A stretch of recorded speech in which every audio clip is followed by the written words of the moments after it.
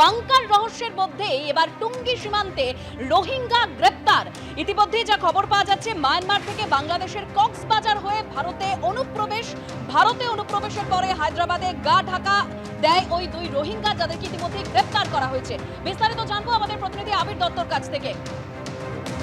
আবিরের কাছে যাব। অবশ্যই আমরা যে খবরের দিকে নজর রেখেছিলাম, নদিয়ার বাংকার রহস্যের মধ্যেই টুঙ্গি সীমান্তে এবার রোহিঙ্গা গ্রেপ্তার। ভারতে অনুপ্রবেশের পরে হায়দ্রাবাদে গা ঢাকা দুই রোহিঙ্গার হায়দ্রাবাদ থেকে নদিয়া হয়ে বাংলাদেশে ফেরার সময় গ্রেপ্তার বলেই সূত্র মারফত খবর পাওয়া যাচ্ছে।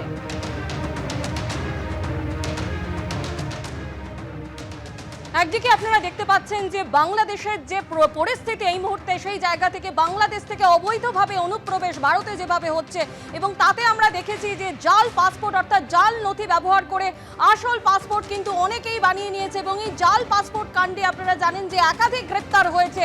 প্রথম গ্রেপ্তার রিপন, তার জামিন হয়েছে। জাল পাসপোর্ট কাণ্ডে প্রথম গ্রেপ্তার যাকে করা হয়েছিল সেই রিপনের জামিন হলো। জাল নথিকাণ্ডের কিংপিন সমরেশ বিশ্বাসের ছেলে এই রিপন, তাকে জামিন দেওয়া হলো।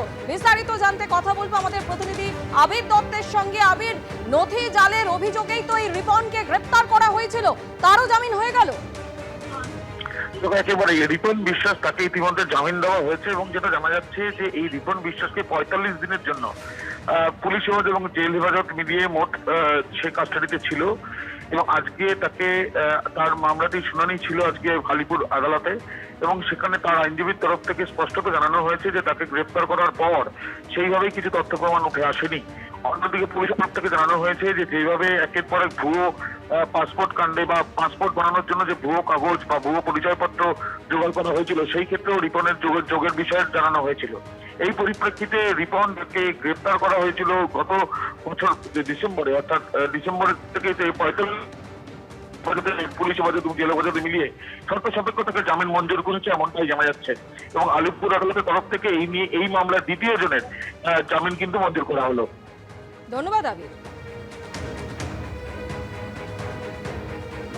আদালত তাকে বেল দিয়েছেন এবং যখন পুলিশ ডাকবেন তখন ওনাকে তাদের সঙ্গে দেখা করতে হবে, এই শর্ত রেখে জজ সাহেব জামিন দিয়েছেন। 13ই ডিসেম্বর 2024-এ তাকে গ্রেপ্তার করা হয়েছিল এবং যা যা অভিযোগ প্রথম থেকেই আমরা দেখে আসছি বিভিন্ন জায়গায়, এবং কোর্টে যে অভিযোগ ছিল জাল কাগজপত্র তৈরি করা, চিটিং করা, সমস্ত করে পাসপোর্ট তৈরি করা, এতেই বেল দিয়েছেন জজ সাহেব। এবং একটা সিম্প্যাথিক্যাল গ্রেড হিসেবে তাকে দেখানো হয়েছিল এবং তার বাবা সমরেশ বিশ্বাস।